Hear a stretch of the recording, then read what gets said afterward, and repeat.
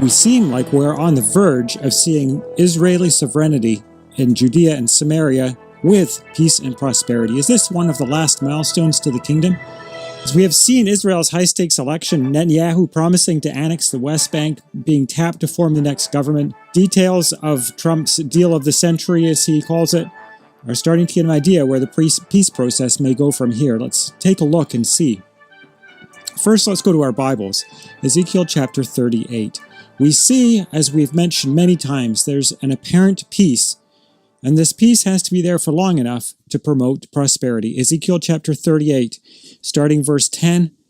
Thus saith the Lord God, or Adonai Yahweh, it shall come to pass that at the same time shall things come into thy mind, this is speaking to Gog, and thou shalt think an evil thought, and thou shalt say, I will go up to the land of unwalled villages. I will go to them that are at rest. That's to be quiet, to be restful, that dwell safely, that securely, all of them dwelling without walls and having neither bars nor gates, to take a spoil and to take a prey, to turn thine hand upon the desolate places which are now inhabited, and upon the people that are gathered out of the nations, which have gotten cattle and goods, and that dwell in the midst of the land. Sheba and Dedan and the merchants of Tarshish, with all the young lions thereof, shall say unto thee, Art thou come to take a spoil? Hast thou gathered thy company to take a prey, to carry away silver and gold, to take away cattle and goods, to take a great spoil? Although Israel is a very prosperous country, there seems to be a prosperity that is associated with this peace that enhances that spoil that they come down to get. And there also seems to be a vested interest by the powers of verse 13. Why else would they be mentioned? Sheba, Dedan, the merchants of Tarshish, with all the young lions thereof. There's something that gets them about Gog and Magog coming down. But I'd just like to notice in verse 14, it says, Therefore, Son of man, prophesy and say unto Gog, Thus saith Adonai Yahweh, In that day when my people of Israel dwelleth safely, shalt thou not know it? And thou shalt come from thy place out of the north parts, thou and many people with thee, all of them riding upon horses, a great company and a mighty army, and thou shalt come against my people of Israel, as a cloud to cover the land. It shall be in the latter days, and I will bring thee against my land, that the heathen may know me, when I shall be sanctified in thee, O Gog, before their eyes. Notice the wording in verse 14. The wording implies that the establishment of peace is somehow related to Gog coming. Maybe this is just opportunistic, but it seems that it could be something that is actually displeasing to Gog, that this is established in this way, that it's not how he would have it. So as we look, we see the angels of God working to fulfill his will, setting up kings and taking them away. Daniel chapter 2, verse 20, Daniel answered and said to the angel, Blessed be the name of God forever and ever, for wisdom and might are his. And he changeth the times and seasons, he removeth kings, and setteth up kings. He giveth wisdom unto the wise, and knowledge unto them that know understanding. He revealeth the deep and secret things. He knoweth what is in the darkness, and light dwelleth with him. So God is all-knowing, all in control, and he sets up kings and removes kings and organizes everything according to his will. So let's look at what the angels have been up to. They've brought together quite a team in both the United States and in Israel and elsewhere as well. So note this Brookings Institute article, the title, Did Israelis Just Vote to End the Two-State Solution? It's becoming so obvious that everybody is seeing it. And in Israel, things are moving as well. There's now a significant move towards annexing Judea and Samaria. All members of the ruling Likud party supported it to some extent. Netanyahu himself promised at the end of his election campaign to annex Judea and Samaria, or parts of it at least, causing great waves and sucking many votes out of smaller right-wing parties. Basically, the entire 65-seat right-wing bloc would support it, including Lieberman. That's assuming that we have the government that it seems like we will in Israel. There's a little bit of doubt because Lieberman is very secular and wants to draft all the ultra-Orthodox Haredi young people into the army, and the ultra-Orthodox Haredi people obviously do not want their young people to be drafted into the army, and there's a bit of a conflict there, and it's unclear whether they will be able to solve that or not. Interestingly, also, a Haaretz poll, it's a left-wing newspaper in Israel, they found that even a large portion of left-leaning labor voters would support some amount of annexation. Meanwhile, Team Trump in Washington refuses to back a two-state solution, refuses to oppose annexation, refers to past actions as an indicator of future ones, and the past actions include defunding the PA, defunding UN agencies that fund the PA, defunding UNRWA, the UN Relief and Works Agency that supports Palestinian refugees. They've even defunded their own U.S. aid for aid to the Palestinians. They're backing Israel's annexation of the Golan, acknowledging Jerusalem as Israel's capital and moving the U.S. embassy there. And David Friedman stated at IPAC that peace in the Middle East comes through strength. Let's have a look at a little piece of what he says at the AIPAC conference. How can we kick the can down the road and leave this to our successors? Sure, that would be easier. That doesn't make it right. Can we leave this to an administration that may not understand the existential risk to Israel if Judea and Samaria are overcome by terrorists in the manner that befell the Gaza Strip after the IDF withdrew from this territory? Can we leave this to an administration that may not understand the need for Israel to maintain overriding security control of Judea and Samaria and a permanent defense position in the Jordan Valley? Can we leave this to an administration that may not recognize that under Israeli sovereignty, Jerusalem, for the first time in 2,000 years, has become a dynamic and prosperous city, fully open to worshipers of all three Abrahamic faiths? Can we leave this to an administration that may not understand that in the Middle East, peace comes through strength, not just from words on a paper? Can we leave this to an administration potentially willing to penalize Israel for nothing more than having the audacity to survive in a dangerous neighborhood, failing to understand the threats that Israel faces or the care and humanity it deploys to meet those threats? Can we run the risk that one day the government of Israel will lament, why didn't we make more progress when U.S. foreign policy was in the hands of President Trump, Vice President Pence, Secretary Pompeo, Ambassador Bolton, Jared Kushner, Jason Greenblatt, and even David Friedman? How can we do that? So there we have it. Let's just summarize a couple of things that he points out. He's pointing out that the U.S. administration will not put up with an existential threat of Judea and Samaria being overcome by terrorists like Gaza. That's code for saying we're not going to give it over to the Palestinians. He's saying that Israel needs to have overriding security control of Judea and Samaria. That pretty well rules out a two-state solution such as would be envisaged by the European Union. He points out that because of Israeli sovereignty, Jerusalem has been open and free to worshippers of all three Abrahamic faiths. That praise of Israeli sovereignty is not coincidental. That's not a minor point, because what he is going to be working towards is more Israeli sovereignty over more of the land. And he points out that peace comes through strength in the Middle East, not just words on a paper. By that, he's saying there's no point making some agreement with terrorists that they're not going to honor. You can't trust them. There's no point just having the words on the paper. You need to be strong in order to deter the attacks that might come against you. And then he praises Team Trump. He names the members in particular that he is referring to. Let's take a look at who they are. So he mentions President Trump. What he has done as President of the United States is crazy. Even just look at the team that he has picked. We'll go through some of these other ones in a minute. But he's consistently picking people that favor Jewish settlement of Judea and Samaria, that appreciate Israel's security needs, that put Israel's positions before just about anything else in the world. And doing things like recognizing Jerusalem as Israel's capital and Israel's sovereignty over the Golan Heights and other things that he is working towards and has promised. And they seem to be high priorities for them. This speaks volumes about who he is in terms of the things that matter for Bible prophecy.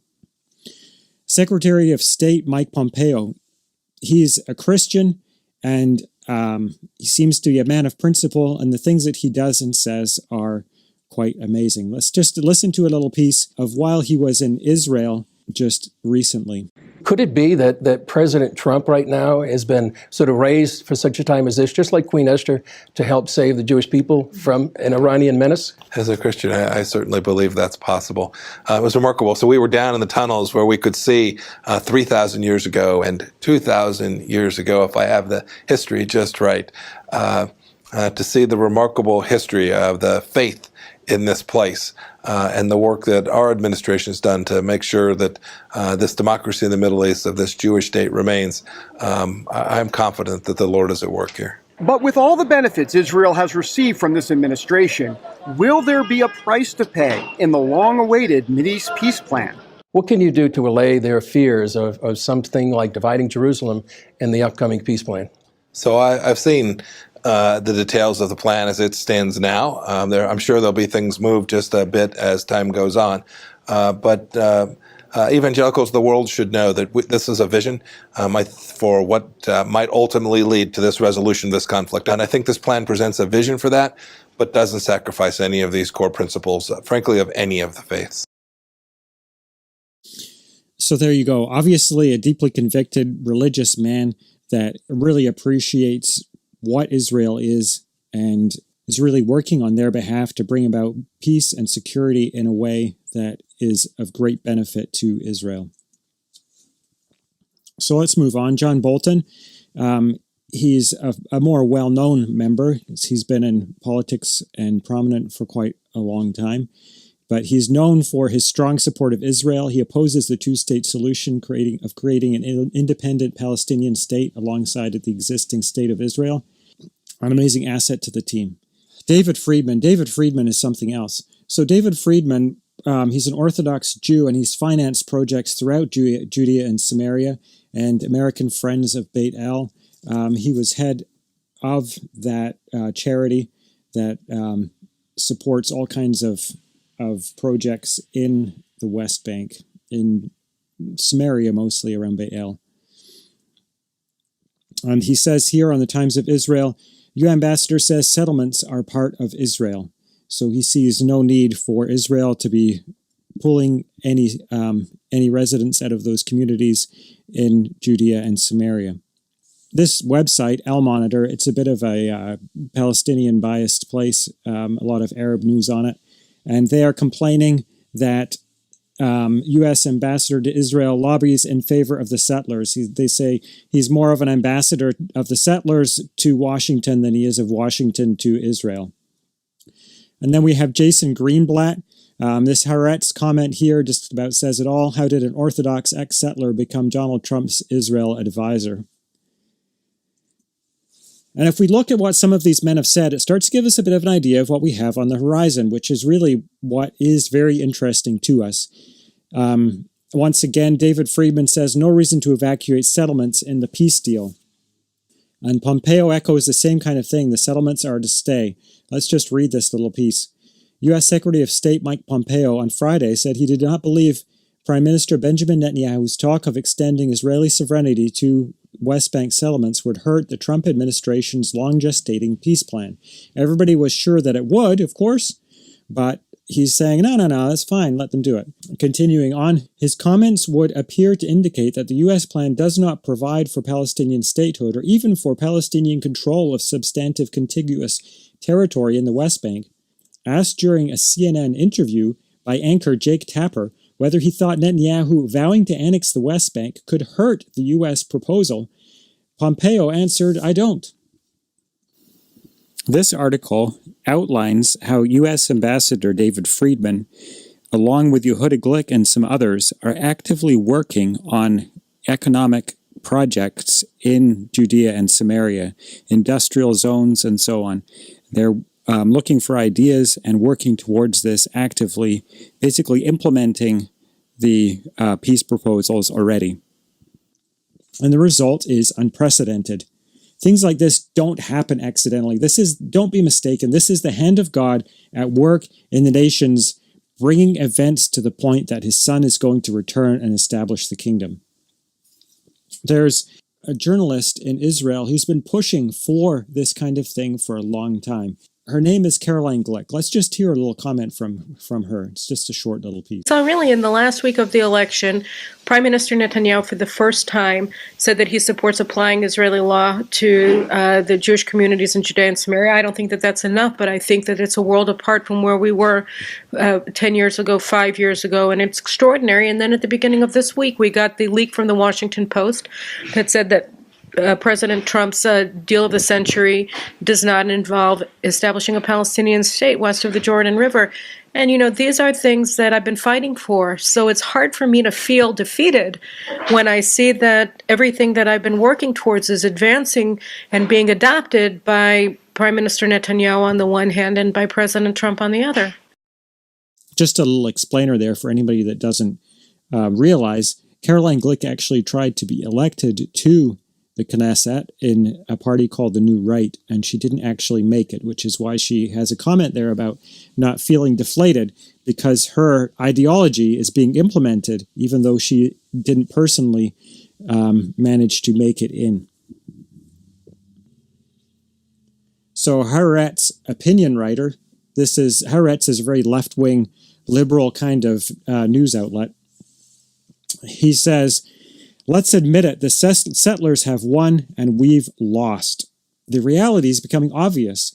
You can't fight against God. God is establishing his people in the mountains of Israel as he has promised in the prophets and Ezekiel and elsewhere. It's happening, whether the world likes it or not."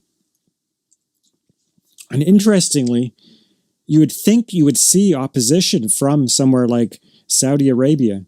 Maybe there's some, but you're also seeing things that show that there's just an incredible revolution of thought going on among some, at least, of the people there. Listen to what this journalist says here. "Palestinians who do not accept to be part of the state of Israel should be deported to Jordan, and other Palestinians in other countries should be naturalized, including Palestinians in the Gulf countries, with compensation," Abdul Ahmed Al-Gabin, a Saudi Arabian writer and political analyst, said in an interview on Saudi Arabian television. After nearly 70 years of resistance and the loss of dozens of opportunities, the Palestinian issue must be eliminated, Al-Gabin said. "There's no chance that everything will be changed for Jerusalem," Al-Gabin continued. "It doesn't interest us what happens with Jerusalem as much as peace between the states interests us. We need to calm things down and make a true peace between the two sides." The interview is part of a discussion under the title, "The Palestinian Peace Deal. After 70 years, the chances of a Palestinian deal are in dire condition." So he's saying, give it up. Everybody needs to settle down and there needs to be some peace. We've got bigger problems to worry about. So let's have a look at this little chart then. So we looked at some things from Ezekiel that we can expect. That's the list on the left, just very briefly summarized there. Let's just start at the top and go through here. We are to expect there to be unwalled villages with no need for protection. It implies that the need for protection that you currently see is eliminated. And we see it, Trump's team is fine with Israel annexing settlements. So those settlements will stay, and if peace is established, that is absolutely a prospect that is on the horizon. And it says that they're dwelling in the midst of the land. That's only used in one other place in the Bible, and it's referring to an area around Shechem. So that is that central area of Samaria. So if this area, again, is kept by Israel, this is absolutely the case. It's the case now that Israel is there, and we can expect them to continue to be so. But it's interesting that somebody's not happy about it, that they don't want Jews there, and the narrative in Ezekiel 38 suggests that they come to try and take them out. But we need to expect before that happens for things to be quiet and at rest, it says. So there's an apparent peace that needs to be established. Somebody, perhaps Trump, succeeds in calming things down by the time this happens. There needs to be no bars and gates. Freedom of movement needs to be established then. Right now there's walls, bars, and gates, and they're there to reduce terror. So that implies that the terror that we see that's causing these to need to be there must be eliminated in some way. And then they come to collect a spoil. So prosperity of some kind needs to be expected. We see prosperity in Israel at the moment, but maybe there's more that is to develop in the areas that it's talking about, specifically in Judea and Samaria. And interestingly, the Trump plan is supposed to include economic components with joint projects between Israelis and Palestinians that should help the economy in the area to become more vibrant. And then it mentions about those powers that are resisting, that are speaking against what happens when they come down. Sheba and Dedan and the merchants of Tarshish. And it seems to indicate that there's a vested interest by those people, perhaps, in a vested interest in the area, and there's a resistance there. So we can expect other powers to perhaps be involved, including Saudi Arabia. And we see opinion in Saudi Arabia changing and it becoming more likely that they could be involved. We also see Jared Kushner and others going to these countries and trying to establish agreements with them. And there's been talk of a regional peace agreement rather than one just inside Israel. So what we're seeing then is this big piece of the puzzle that just didn't quite match up before. The situation in Israel just wasn't quite right. It was really a stretch of the text to try and impose the language of the kind of peace and security and without walls and bars and gates and all of that that we saw in the prophecies onto the situation today. We don't know at what time the Lord returns. We don't know when the resurrection will be, but this is definitely something that needs to happen before Ezekiel 38 is completed and those nations that come down against Israel are eliminated. So what we look for then is a temporary peace to be established, a peace that includes Israel in those contested areas, that they have people that are dwelling there, that are prospering in the midst of the land that Gog is not happy about and comes down like a cloud to cover the land against the people of Israel. Although the title of this article is very interesting, that U.S. Ambassador David Friedman says that we don't tell Israel what to do, the painting behind him is also interesting as well. He says it's depicting the biblical sin of the spies, that as they brought back the large produce, it was the best evidence they could have of the giants that were in the land and would help the people believe. And the problem wasn't that they were lying, but rather that they lacked the faith to trust in God and to carry out what He had required of them, and so discouraged the people. As we are on the edge of the kingdom, as we're at the edge of the redemption of all of God's people, how should we be reacting? How should we be in our lives as we have to do the things that God has required of us? Thank you very much. This has been Tim Billington with you. Come again next week for another edition of the Bible in the News, God willing.